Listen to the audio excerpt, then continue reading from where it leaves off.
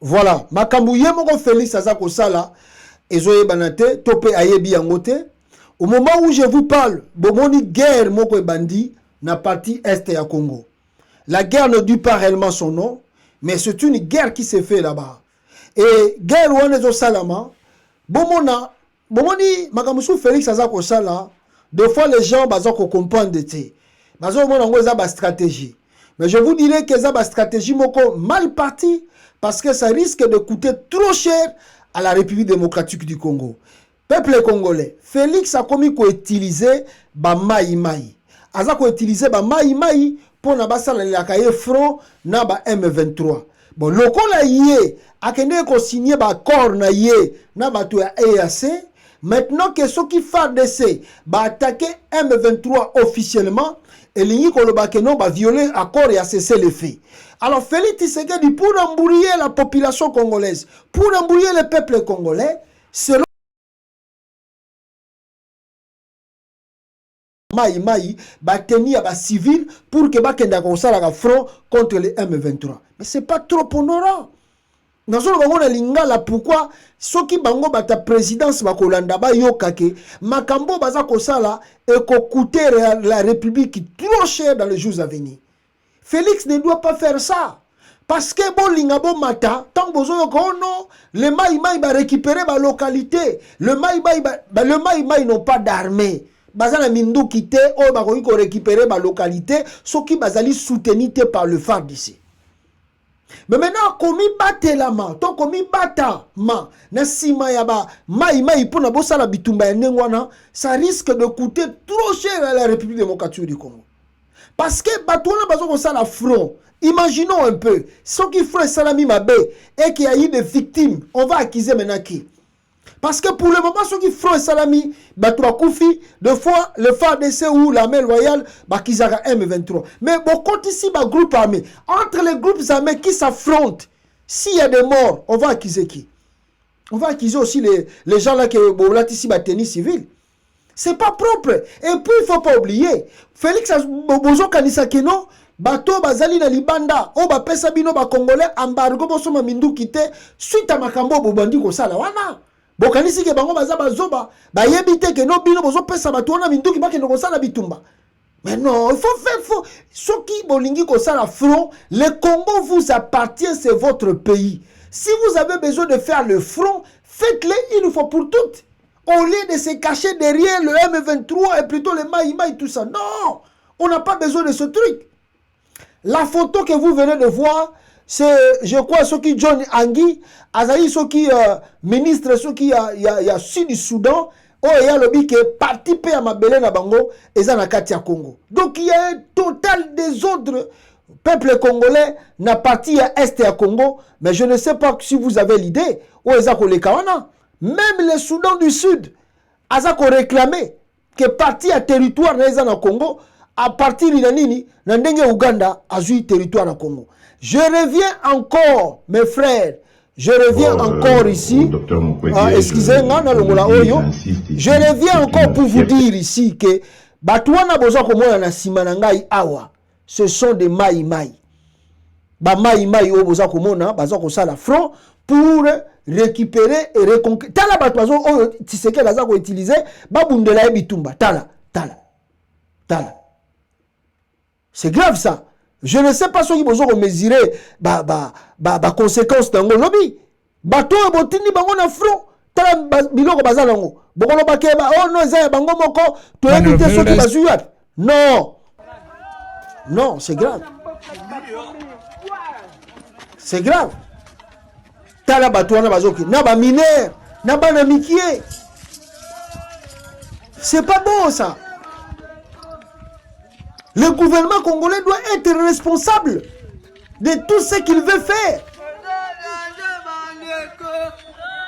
Talabanamike. Mais on va vous accuser demain.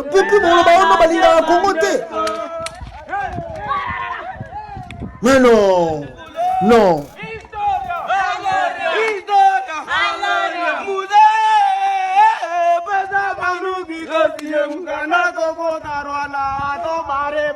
Bozo mona ma maison les gars na front kuna. Vous voyez, les femmes, les gens comme ça, mal formés, je ne sais pas si c'est comment. Alors, ce n'est pas trop onérant pour la République démocratique du Congo. C'est-à-dire, demain, on va vous donner encore des embargos, des armes. Mais parce que vous ne savez pas comment résoudre un petit problème. Si l'armée congolaise, c'est votre pays, si vous voulez faire l'attaque, vous annulez tous les accords que vous avez signés là-bas. Mais vous ne pouvez pas se cacher derrière le bateau. Est-ce que bateau a la notion de droit de l'homme? Oh non, c'est pas possible d'avoir un président comme Tshisekedi. Je vous dis que c'est pas possible. Et Félix, peuple congolais, azalaki na Kolwezi, na Lualaba précisément. Et là-bas, na Lualaba, peuple congolais, qu'est-ce qu'il est parti faire là-bas? Oyo, batubaza komona neti, ya grave. Rien du tout. Félix ake na Lualaba, ake na yekaka kokosa. Il est parti mentir là-bas, que non, bope sanga iboye, je vais résoudre ça. Bope sanga iboye, nako komisa bino bisika boye, botika ngana kende deuxième mandat, nako sala boye, nako zongisa boye. Mes frères, nako Kolwezi là-bas, je vous montre encore d'abord des images ici. Il y a Félix Tshisekedi, na Kolwezi.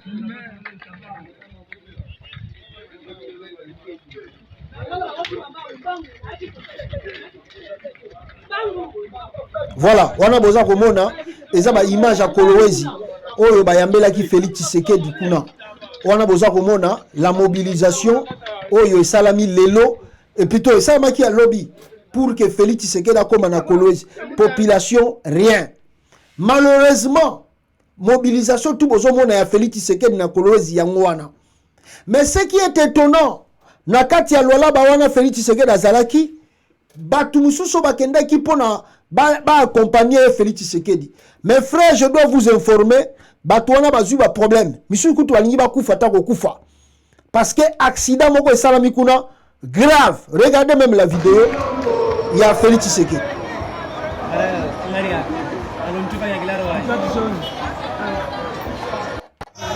Mes parents, regardez très bien la vidéo jusqu'à la fin. Regardez comment les gens meurent, comment vos enfants meurent. Inutilement seulement comme ça.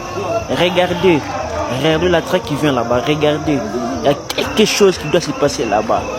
Regardez très bien.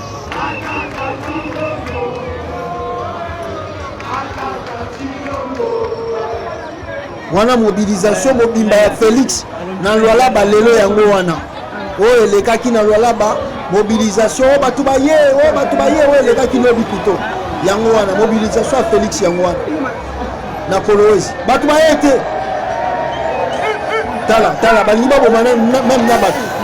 Balingi baboma même na batu. Balingi baboma même na batu na mobilisation kaka ya koyamba Félix Tshisekedi.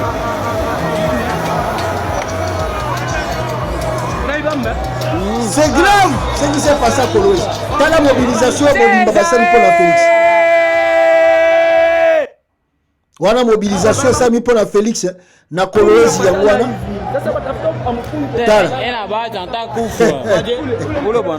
Les Katanga dans son ensemble va rejeter Félix Tshisekedi comme vous n'avez pas l'idée. Nabola Sabino sous deuxième vidéo awa. Bomona accueil oyo nini esalami kuna pona Félix Tshisekedi na Kolwezi. Mobilisation zéro. Yemoko pe ayebi na ye te eloko nini esengeli ya sala.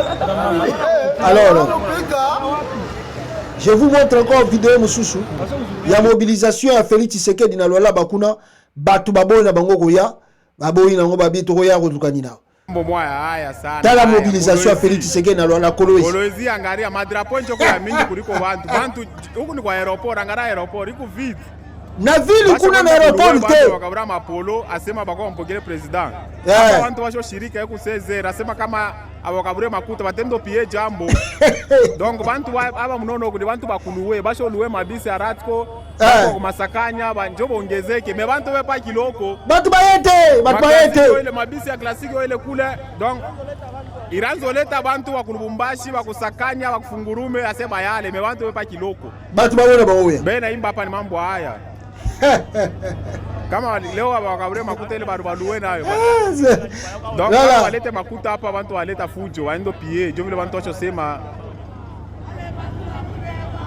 Voilà, ndebo moni wana la population de Kolwezi ba refuser koyamba Félix Tshisekedi balobi mais eloko nini na malunga ko memela biso awa pour que biso to yambaye boyoka susu ba témoignage parce que nalingi boyoka ba témoignage po batu baye ba keno balandaka Joël Konde na Kolwezi. Oh non, Joël Konde zo ko inventer ba vidéo muntu azana kata Kolwezi boyoka makambo zo yebisa bino awa tanga zo tindela nga ba element tanga yebisa bino ke tozana kati ya mboka ba élément boyoka mutazana Kolwezi nenga zoloba awa peuple congolais boyoka pasta lobela biso makambo oyo na Kolwezi tala fifi masuka akanyiba makaze po bato bakende koyamba Tshisekedi asaleli biso nini na Kolwezi. Voilà, tala ba porte esi ekangami nyonso awa eza place wana nazali sikoso nalingi natambola ville mobimba eza nde bongo bakangi ba magazin nyonso balobi ke oyo akofongola bakokanga fa bokende koyamba kaka president asali nini na Congo po tokende koyamba ye. voilà na pasta alobela biso nano makambo oyo. Voilà. Alors, j'ai dit bravo. Bravo à mes frères de Kolwezi et l'ensemble du peuple katangais. Oyo, ba uti lisusu ko boycotté, arrivé, il y a Félix Tshisekedi na Kolwezi. C'est un vaurien. Merci aux dignes fils et filles de Kolwezi d'avoir boycotté l'accueil de Félix Tshisekedi na Kolwezi. Bravo. Je suis tellement fier de vous. Si l'ensemble du Congo, bakoki kolanda exemple, il y a peuple katangais, Oezakolakisa, rejet total. Il y a un président qui est nul, qui ne fait rien pour la population, qui ne change rien la souffrance de la population, mais qui veut que Batouba vote Bassa de la Eboy. Merci encore de plus, Nabande Konanga ya Kolwezi. Merci Naobo Sali. En tout cas, tozali ensemble longo na bino na pesi bino bambote bele bisika bozali botinda belema botinda ba vidéo botinda tout esengeli botinda pour que to contre Félix Tshisekedi bandeko na ngai eloko nini bandeko ya Kolwezi bakoyambela ye eloko nini bakoyambela ye tala Vital Kamerhe oya kendaki na Kolwezi makambo alobi awa Vital Kamerhe ministre économie. Le vice-premier ministre, le ministre de l'économie Vital Kamerhe annonce une légère hausse du prix du carburant à la pompe. Nous allons faire une petite augmentation qui puisse soulager la profession pétrolière, mais aussi la population. Ah! Vital Kamerhe alobi, oh, lokola bazali susu na mbongo te. Bamiyibi oyo bakotisi Congo même na 10 milliards. Ils n'ont plus l'argent, ils n'ont plus rien dans des caisses de l'État. Kamera le bio noto ko batisa moi ba prix à carburant po ba mbongo wana bakozwa ba aider population. Non, mbongo bakozwa pour leur campagne électorale, non pour aider la population, c'est pour leur campagne électorale. Yango modi population a boycotté arrivé à Félix Tshisekedi même na Kolwezi. Peuple congolais, avana leka eloko oyo avana lekeloko oyo Félix Tshisekedi bandeko na ngai Félix Tshisekedi boyebi mwana mobali lokola amesana na lukuta na ye tango nyonso tout il est parti à Kolwezi là-bas accueilli lisusu kokosa peuple. Attendez na laksabino vidéo ya ba promesse Félix Tshisekedi ake kopesa peuple congolais na Kolwezi là-bas. Mais yo, partout tu pars, même à la fin du mandat, yo mutosali non nous rien, et que tu ne feras aussi rien, bah tout bazomona que tu feras rien. Mais il est parti encore tromper la population là-bas. Oh, bon pesanga deuxième mandat, attendez ici, natela bino son ngo boyoka. Félix dit, ba pesa banini a transformer Kolwezi. Ah papa, yo 5 ans transformer le côté. C'est aujourd'hui que toi tu veux transformer quelque chose. Boyoka Félix Tshisekedi makambazo bana Kolwezi kuna lukuta oh ye akosala eloko moka grave akokomisa Kolwezi Paris. Il y a des escrocs dans ce monde. Écoutez Félix Tshisekedi qui parle que Kolwezi est comme à Paris. Ah! Yoga Félix. Programme na biso ezali ya ko transformer richesse na biso awa na Congo. Na transformation ana ekobota misala ekobota ba richesse. Tolingi lisusu makambo ya ko exploiter ba richesse na biso awa bakie nango bakie ko transformer ngo na bamboka mosusu batindeli biso ba produit fini awa esili makambo ana. Yango bokomona Kolwezi oyo ekokoma lokola na poto. Bino ba jeune bokozala lisusu na besoin okende poto te bokotikala awa. Ah! Bokosala misala awa. Ah, Félix. D'ailleurs bapaya nde bakouta kuna baya koluka misala awa na Kolwezi. Ah! Ah! Yango wana na pesi bon. Maman Fifi. Voilà, peuple congolais, Tokatina Noir. Boyoki Lukuta. Ce médecin, c'est un escroc professionnel. Vous savez? Vous savez quand Félix Tshisekedi à Zoloba, j'ai regardé sa femme Denise Nyekeru. Azalaki à côté nae, Nathalie Denise Nyekeru boy. Je dis même, vous savez que même Denise Nyekeru des fois, il ne croit pas à ce que Félix Tshisekedi dit. Je vous mens pas. Sa propre femme Nyekeru ne croit pas à tout ce que son mari a za kolobawana. Abike c'est un menteur. Sa femme Nyakero abi que Félix Tshisekedi aza muto lukuta. Oh non, ça c'est les mensonges, c'est la manipulation. Il ne le fera pas. Il est parti à l'Équateur. À l'obi bazoko tonga université, oyo koleka ba Sorbonne. Boko za su na posa ko envier ba université à Potote. Banda loba yango tilelo. Université ni ne mbanda ke bimi déjà kuna côté Équateur.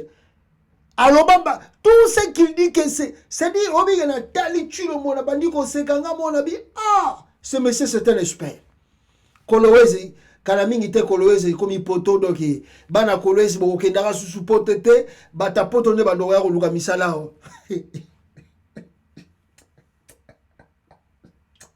J'ai regardé sa femme. Muta seki singa la vidéo mingi za Denise Nyakeru.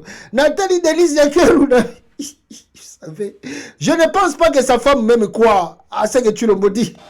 Programme Nabiso ezali ya ko transformer richesse Nabiso awa na Congo. Ah gay, les enfants. Tala moi si nenga zotala.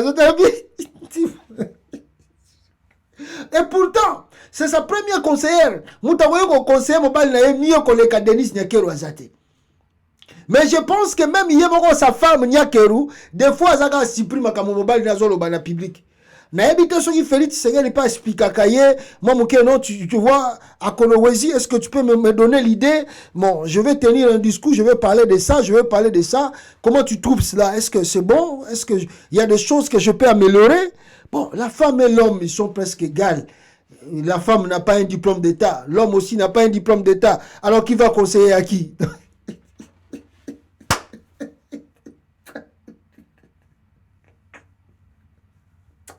Ah, ça... Donc je vous dis que Nathalie Denise Nyakeru ah, tu peux attends, vous avez le couteau. Kolwezi, ils ont comme à Paris, ils ont comme à Poto. Ah, Félix. Qu'il t'a ça à Pamba capitale. Tu n'arrives même pas à transformer. Même il t'a là, embouteillage et tondi dans la capitale. Aux autres, on a goûté qu'on s'il a embouteillage à Pamba. Et si on sautait dans Kolwezi, ils ont comme à Poto. Non. C'est pas possible. Ah non, mais escrocs, dans le monde. Il y a des escrocs. Il y a des escrocs et il y a des escrocs. Chilombo fait partie des escrocs les plus expérimentés. Kadioche et Likolo. Poto, Kolwezi. Kolia ya pamba kutu nanu batbandi kolia te. Kolia ya pamba nanu batbandi kolia te. Koura ya pamba nanu ekute komi stable te. Mai ya pamba nanu ekoti te. Yo mano moko commission komi poto. Non. Ah, tu l'as. Bota misala ekobota ba richesse. Tolingi lisusu makambo ya ko exploiter ba richesse na biso wa bakie nango bake ko transformer ngo na bamboka mosusu batindeli biso ba produit fini awa esili makambo wana voilà yango bokomona kolwezi oyo ekokoma lokola na poto bino bajeune bokozala lisusu na besoin okende poto te bokotikala awa bokozala misala awa feti bato bauta poto bambelesala na kolwezi bauta kuna baya koluka misala awa na kolwezi feti non, il y a des escrocs dans le monde. Si vous voulez vivre des escrocs, faut aller vivre au Congo. Il était à Kasumbalesa. Bon, dans l'escroc. La maquette là que vous voyez, c'est la maquette faite par Joseph Kabila. À Kasumbalesa. Il était à Kasumbalesa. Bon, on a qui est à Keyono, Balingiba Tonganzela Moko moderne, Banini, tout ça. Yango moni na vidéo tu kolekawa na ebisa kibino que tout ça que Tshilombo fait c'est déjà des trucs que Kabila avait déjà commencé. Il y a des travaux que Kabila avait commencé ouais si la té yé azo ko achever yango et puis inauguré azu gloire lokola lingi populisme. Regardez na Kasumbalesa Kabila ndenge à son temps qu'il fut président azo ya ko kata biloko po batonga ndenge ba kosa la frontière entre Zambie na Lubumbashi na Katanga. Regardez ici. Bomoni Pierre, oh Félix Kabila Zoya Kocha. Regardez bien, vous allez voir Kabila Azakoya. Voilà. Joseph Kabila Kabangé a décidé pour Kasumbalesa. Nazo sauter en Romandambo pour na bomona Kabila. Voilà. Regardez Joseph Kabila Yoana Azakoya. Aye Kocha Pierre pour na batonga loko wana Félix Tshisekedi a uta ko sala na Koloisi. Vous avez vu Kabila na José Makila là-bas.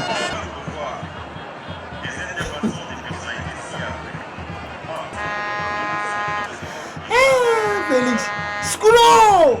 Le port sec de Kasumbalesa sera un véritable hub d'affaires devant servir de trait d'union entre plusieurs communautés économiques régionales et partant renforcer la position stratégique de la République démocratique du Congo. De manière générale, la mise en